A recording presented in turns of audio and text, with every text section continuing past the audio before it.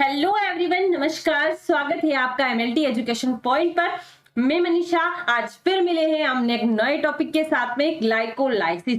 So friends, glycolysis में लगभग सभी स्टूडेंट को कंफ्यूजन रहता है कि मैडम याद नहीं होता है, कैसे समझे, बहुत इंपॉर्टेंट है। तो मैं आज की क्लास में आपको ग्लाइकोलाइसिस कुछ ट्रिक्स के साथ बताने वाली हूँ, जिसके साथ आप इसको बहुत इजी तरीके से याद रख सकते हो, बहुत अच्छे तरीके से याद रख सकते हो। आप सभी क्या करते हो ना कि ग्लाइकोलाइसिस में सभी एक साथ पढ़ने की कोशिश करते हो, यानी कि आपने स्टेप्स भी पढ़ लिए, एंजाइम भी पढ़ लिए, एटीपी कहाँ पे खर्च हो रही है, कितनी हो रही है, तो वहां पर सब कंफ्यूजन खिचड़ी बन जाती है। तो इसको आप ब्रेक कर करके पढ़िए और उसी तरीके से आज मैंने आपको समझाया है। अगर आपने इस तरीके से ग्लाइकोलाइसिस समझ लिया तो फिर आप कभी नहीं भूलेंगे। बस एग्जाम में जाने से पहले एक बार इसको लिख कर देख ले, समझ कर देख ले, फिर मेरी गारंटी है कि आप इस ग्लाइकोलाइसिस को नहीं भूलेंगे। तो कैसे याद करना है, कहां कहां पर कौन कौन से क्वेश्चन पूछे जाते हैं ग्लाइकोलाइसिस के, वो भी मैं आपको साथ में बताऊंगी। सो बिना कोई देरी किए आज का टॉपिक स्टार्ट करते हैं और आज हम पढ़ने वाले हैं ग्लाइकोलाइसिस। अब हमें करना है ग्लाइकोलाइसिस यानी कि ग्लूकोज का ब्रेकडाउन। कहां पर करना है? सेल के अंदर। हर सेल के अंदर ग्लाइकोलाइसिस होता है क्योंकि हर सेल को एनर्जी की जरूरत पड़ती है। अब ग्लूकोज का ब्रेकडाउन होगा तो इस प्रोसेस को हम क्या कहेंगे? कैटाबॉलिज्म। क्या कहेंगे? कैटाबॉलिज्म, क्योंकि हम यहाँ पर किसी भी कॉम्प्लेक्स फॉर्म को क्या कर रहे हैं? काट रहे हैं, तोड़ रहे हैं, तो वो हो जाएगा कैटाबॉलिज्म। अब ग्लाइको का मतलब क्या होता है? ग्लूकोज, और लाइसिस का मतलब होता है ब्रेकडाउन, यानी कि ग्लूकोज के ब्रेकडाउन की प्रोसेस को हम ग्लाइकोलाइसिस कहते हैं। ग्लाइकोलाइसिस जो है वो यूनिवर्सल पाथवे है क्योंकि इससे हमें ह्यूज अमाउंट में एनर्जी मिलती है, क्योंकि कार्बोहाइड्रेट एक मेजर सोर्स है एनर्जी का। अब ग्लाइकोलाइसिस को हम एम्बेडेन मेयर ऑफ पार्नस पाथवे भी कहते हैं, यानी कि ईएमपी पाथवे कहते हैं। यहाँ पर स्टार लगा लो, एग्जाम में कई बार पूछा जाता है कि ग्लाइकोलाइसिस का एक और नाम क्या है या फिर ईएमपी पाथवे का फुल फॉर्म बताइए। तो इसमें से कम 2-3 क्वेश्चन बन सकते हैं, इसी को घुमा फिरा के पूछे जाते हैं। तो ग्लाइकोलाइसिस का एक और नाम जो है वो 3 साइंटिस्ट के नाम पर रखा गया है। एक साइंटिस्ट का नाम है एम्बेडिन, एक का नाम है मेयरऑफ और एक का नाम है पार्नस। इसीलिए इसको ईएमपी पाथवे कहा जाता है। क्लियर है? आई होप आपको समझ में आया होगा। Glycolysis is defined as the sequence of reaction converting glucose to pyruvate और lactate with the production of ATP. यानी कि ग्लाइकोलाइसिस क्या है? एक सीक्वेंस से चलती है। यहाँ पर ऐसा नहीं है कि कोई भी बम है उसके अंदर एनर्जी भरी हुई है, बम फूटा तो एनर्जी निकल गई। यहाँ पर हर रिएक्शन जो है वो केमिकल रिएक्शन जो होती है ना, वो सीक्वेंस में चलती है, यानी कि एक के बाद एक स्टेप चलती है। तो उस प्रकार से यहाँ पर 10 स्टेप में हमारा ग्लाइकोलाइसिस कंप्लीट होता है। और क्या प्रोड्यूस होती है? एटीपी प्रोड्यूस होती है।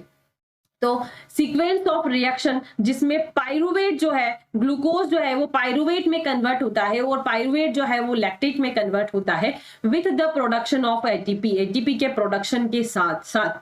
ओके, तो इसी ग्लाइकोलाइसिस को हमें समझना है। तो चलते हैं आगे नेक्स्ट स्टेप पर। Site of glycolysis.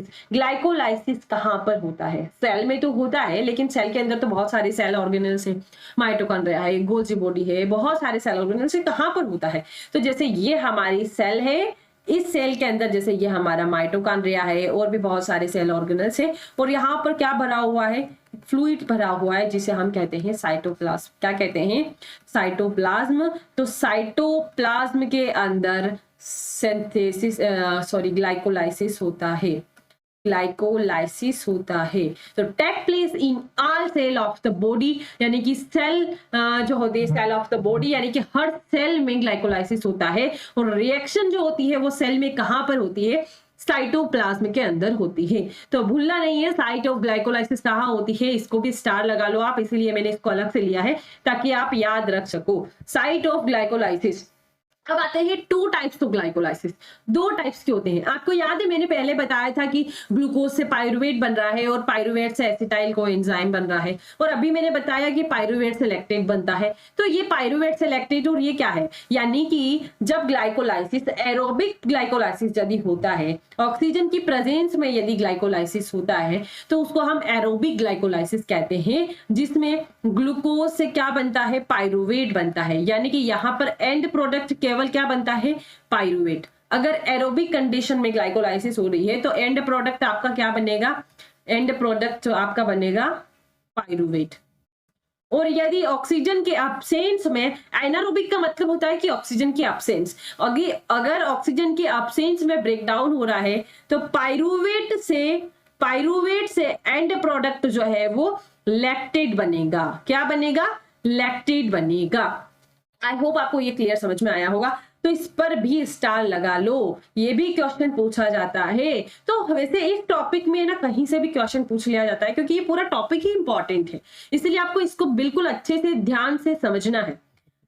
आगे चलते हैं।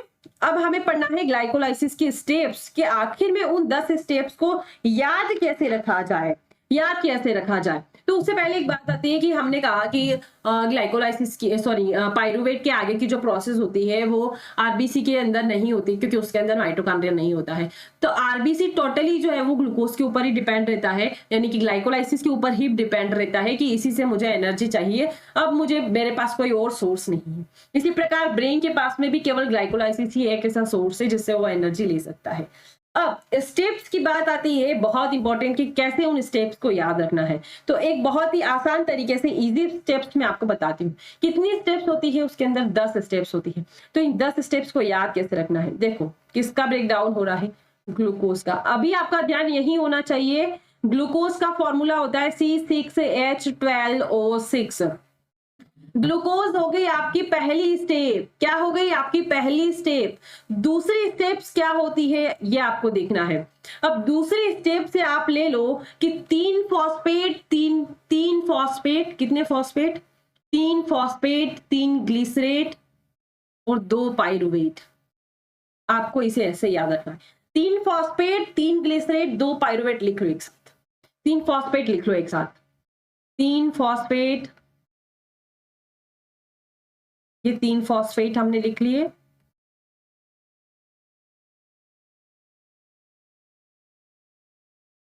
अब 3 ग्लिसरेट एक साथ लिख लो।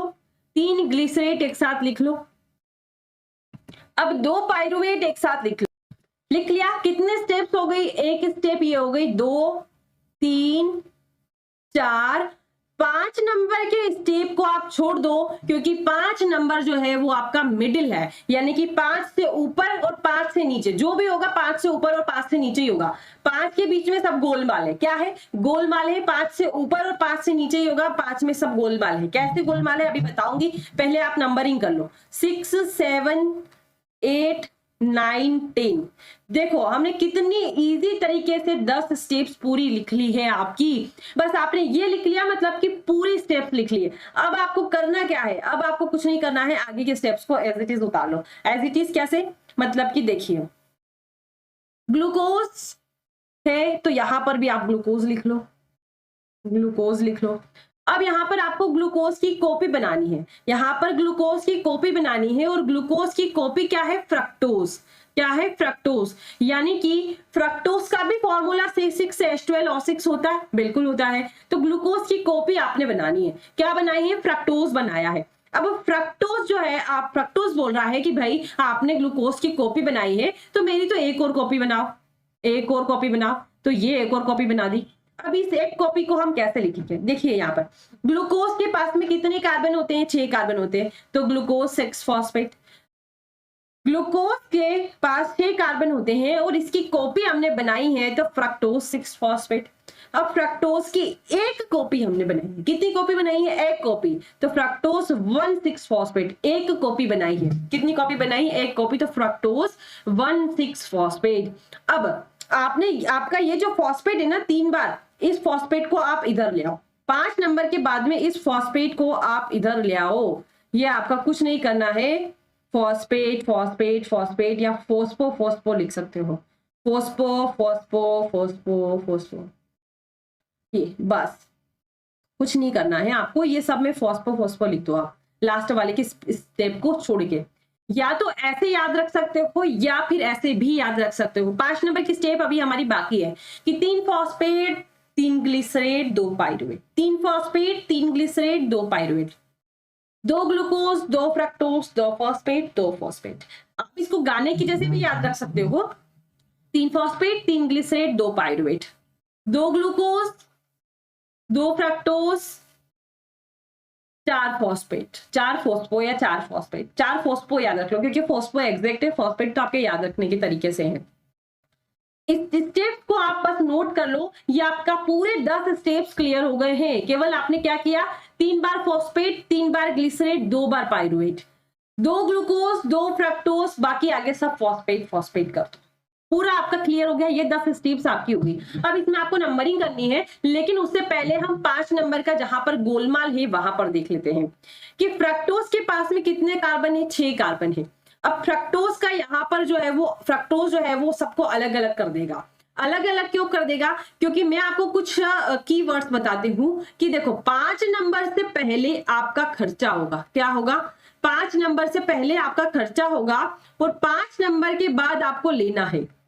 सब कुछ 5 नंबर पे ही हो रहा है, हर स्टेप आपको 5 नंबर से याद रखनी है कि 5 नंबर से पहले खर्चा हुआ, 5 नंबर के बाद आपको लेना है। तो ये 5 नंबर है, अब 5 नंबर के बाद हमें लेना है, तो यहाँ पर 6 से हम लेंगे, 6 से हम लेंगे, 6 से हमने लिया तो एक तो हमने लिया धाप THAP और एक हमने लिया G3P, यानी कि 6 में से 3 हमने धाप को दे दिया, 3 G3P को दे दिया, तो ये दोनों बैठ गए। अब धाप बोलता है कि भाई मैं तो धाप गया, अब मुझे कुछ नहीं चाहिए, मैं धाप गया, अब मुझे कुछ नहीं चाहिए, तो मेरे पास ही रखने दो, मुझे आगे नहीं बांटना है। लेकिन G3P बोलता है कि बात चलो मेरे मुझसे ले लो, मेरे पास 3 फॉस्फेट है तो मेरे पास से आप 3 फॉस्फेट ले लो, तो give 3 phosphate, give 3 phosphate, give 3 phosphate, यानी कि आप 3 फॉस्फेट दो, ठीक है। तो ये 3 फॉस्फेट हमें लेना है। अब यहाँ पर 3 आप लिख लो, ऐसा कैसा, 3 को आपने ऐसा कैसा लिख लिया। अब देखिए कि जब फ्रक्टोज ने बंटवारा किया था तो इसके पास में इसने 6 का बंटवारा किया था, 1 अभी बाकी है, तो 1 को हम ऐसा का ऐसा उतार लेंगे, तो 13-20 फॉस्फेट यहाँ पर आएगा, 13-20 फॉस्फेट ग्लिसरेट, 13-20 फॉस्फो ग्लिसरेट। अब 13 से हमें, यानी कि 5 के बाद में तो हमें लेना ही लेना है, हमें लेना ही लेना है, तो 13 से हम फिर 1 ले लेंगे तो कितना बचेगा, 3 बचेगा, 3 से फिर हम 1 ले लेंगे तो कितना बचेगा, 2 बचेगा। फिर दया आ गई तो बोले कि वाह यार अब रहने दो, अब मुझे नहीं चाहिए, तो यहाँ पर बन जाता है आपका फोस्फोफिनोल पायरुवेट। क्या बन जाता है, फोस्फोफिनोल पायरुवेट, और उसके बाद में आपकी एंड प्रोडक्ट बन जाती है। 5 नंबर पर आकर बंटवारा होगा 6 कार्बन का, तो 3 ये रख लेगा, 3 ये रख लेगा, धाप अपना धाप गया, कुछ नहीं चाहिए। G3P दान करेगा, क्या दान करेगा, 3 फॉस्फेट, 3 फॉस्फोग्लिसरेट जो है वो दान करेगा। फिर एक ऊपर बचा हुआ वो भी हम ले आएंगे, 3 से फिर 1 दे देगा तो 3 ही बच जाएंगे, फिर 3 में से फिर 1 दे देगा तो 2 ही बच जाएंगे। आई होप आपको ये स्टेप्स क्लियर समझ में आई होगी। अब आगे स्टेप्स जो आती है आपकी, वो आती है, देखो आगे की स्टेप एंजाइम की, कि एंजाइम कैसे याद करना है। ये तो आपने 10 स्टेप याद कर ली, एंजाइम कैसे याद करना है। एंजाइम के लिए मैं बताती हूँ एक तो आपको, पहली स्टेप ये कि कुछ ट्रिक्स बताती हूँ कि काइनेज, जहां पर काइनेज वर्ड आएगा वहां पर एटीपी और एडीपी का एक्सचेंज होगा, यानी कि या तो एटीपी खर्च होगी या फिर एटीपी आपको मिलेगी, या तो एटीपी खर्च होगी या तो आपको एटीपी मिलेगी, यानी कि एटीपी और एडीपी का एक्सचेंज होगा जहां जहां काइनेज वर्ड आएगा। काइनेज का मतलब होता है कि एंजाइम, ठीक है। तो जहां जहां काइनेज वर्ड आएगा वहां वहां एटीपी और एडीपी का एक्सचेंज होगा। और हम कह रहे हैं कि 5 नंबर से पहले खर्चा होगा और 5 नंबर के बाद अपने को लेना होगा, यानी कि 5 नंबर से पहले हमें खर्चा करना पड़ेगा, एटीपी देनी पड़ेगी। तो जहां जहां काइनेज आएगा वहां वहां एटीपी देनी पड़ेगी, और जहां जहां काइनेज 5 के नीचे आएगा वहां वहां एटीपी हमें लेनी है। तो कितनी इजी स्टेप्स में, एक स्टेप में आप 2 तरीकों को समझ रहे हो। आपने एक तो एंजाइम भी रख लिया, आपने एटीपी और एडीपी को खर्च करना भी समझ लिया। अब कहां कहां पर काइनेज आएगा, काइनेज के कुछ जो है आपको नंबर याद रखने हैं, 1 3 6 9। 1369 पर आपके एडीपी काइनेज का 1369 पर आपका काइनेज आएगा, और 1369 पर काइनेज आएगा मतलब कि इन्हीं पर आपका एटीपी और एडीपी का एक्सचेंज होगा। अब 5 नंबर से पहले आपका क्या आ रहा है, 13, मतलब कि यहां पर एटीपी खर्च होगी और 69 पर आपको एटीपी मिलेगी। अब 1369 पर पहले तो आप काइनेज लिख लीजिए। काइनेज देखो, ग्लूकोज में कितने कार्बन होते हैं, 6 कार्बन, इसीलिए हम इसको हेक्सोस भी कहते हैं, हेक्सोस कहते हैं ना ग्लूकोज को, तो इसीलिए हम कह देंगे इसको हेक्सोकाइनेज। हेक्सोकाइनेज एक तो हमारा हो गया 1 नंबर वाला कंप्लीट। अब साथ साथ में लिखते जाओ कि एक नंबर पे क्या आपको एटीपी खर्च करना है या देना है। आपको खर्च करना है तो 1 एटीपी से क्या बन जाएगा, 1 एडीपी। एक ट्राइफॉस्फेट था, ट्राई में से एक चला गया तो कितने बचे, डाई, तो 1 एटीपी से क्या बनेगा, 1 एडीपी। ओके, अब आता है 3 नंबर का। 3 नंबर पे भी काइनेज लिख लो। 3 नंबर पर काइनेज आएगा, 3 नंबर पर काइनेज आएगा, लेकिन साथ साथ में यहाँ पर जो मॉलिक्यूल है उनके नाम भी तो लिखने पड़ेंगे। तो हमने जैसे ग्लूकोज का हेक्सोस लिखा, तो यहाँ पर हम क्या लिखेंगे, यहाँ पर लिखेंगे हम फ्रक्टोकाइनेज या फॉस्फोफ्रक्टोकाइनेज, क्योंकि फॉस्फेट भी को भी साथ में लेना पड़ेगा, नहीं तो नाराज हो जाएगा। फॉस्फो फ्रक्टो, एक मिनट इसको हटा। अब फॉस्फोफ्रक्टोज काइनेज, फ्रक्टोकाइनेज जो है वो 5 नंबर से पहले आ रहा है, मतलब कि खर्चा करना है। यहाँ पर भी हमें एटीपी से क्या देना है, एडीपी। एटीपी से क्या बनेगा, एडीपी बनेगा। अब हमारा हो गया ऊपर का काम खत्म, अब खर्चा करने का काम खत्म। अब हमें लेना ही लेना है। अब हमें कहां पर लेना है, और 6 और 9 नंबर, तो 6 और 9 नंबर पे भी काइनेज लिख दो और एटीपी ले लो। 6 नंबर पे चलिए, 6 नंबर पर चलिए। 6 नंबर का नाम क्या है, फॉस्फोग्लिसरेट। तो हम क्या लिखेंगे यहां पर, फॉस्फोग्लिसरेट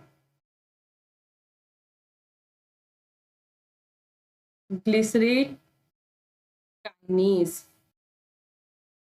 काइनेज यहां पर हम एटीपी लेंगे। अब हम खर्चा नहीं करेंगे, क्योंकि यहां पर ये धाप के बैठ गया है, G3P दे रहा है आपको, आपका दान कर रहा है G3P, तो G3P दान कर रहा है तो ले लो भाई। यहां पर आप 2 एटीपी से 2 एडीपी से 2 एटीपी ले लो, 2 एडीपी से 2 एटीपी ले लो। अब लास्ट बचा है आपका 9 नंबर। 9 नंबर पर जो है आपका क्या है, फॉस्फोपाइरुवेट। तो यहां पर आपको क्या लिख, 9 नंबर पर लिख लो पाइरुवेट, पाइरुवेट काइनेज,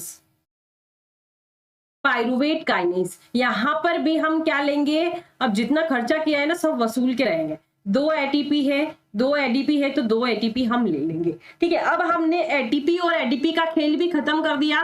काइनेज के साथ साथ हमने 4 एंजाइम भी लिख दिए। अब बचे हुए एंजाइम लिखने हैं, जो कि बहुत ईजी है, कुछ नहीं, मॉलिक्यूल का नाम लिख दो बस। जैसे ग्लूकोज फॉस्फेट, तो ग्लूकोज फॉस्फेट है, तो यहां पर आपको क्या करना है पता है, यानी कि पहले तो आप फॉस्फो लिखोगे, फॉस्फो, ग्लूको, ग्लूको। अब फॉस्फेट और ग्लूकोज का क्या बन रहा है, यहाँ पर ग्लूकोज का आइसोमर बन रहा है ना। आइसोमर मतलब कि कॉपी बन रही है। यहाँ पर हमने ग्लूकोज की कॉपी बनाई ना फ्रक्टोज को, तो यहाँ पर हम उसकी कॉपी लिख लेते हैं। कॉपी का मतलब होता है आइसोमर, यानी कि फॉस्फो ग्लूको आइसोमरेज। एस लगाना पड़ेगा, बिना एस के तो एंजाइम होता ही नहीं है। तो फॉस्फो ग्लूको आइसोमरेज, यहाँ पर बस इनके नाम लिखते जाओ।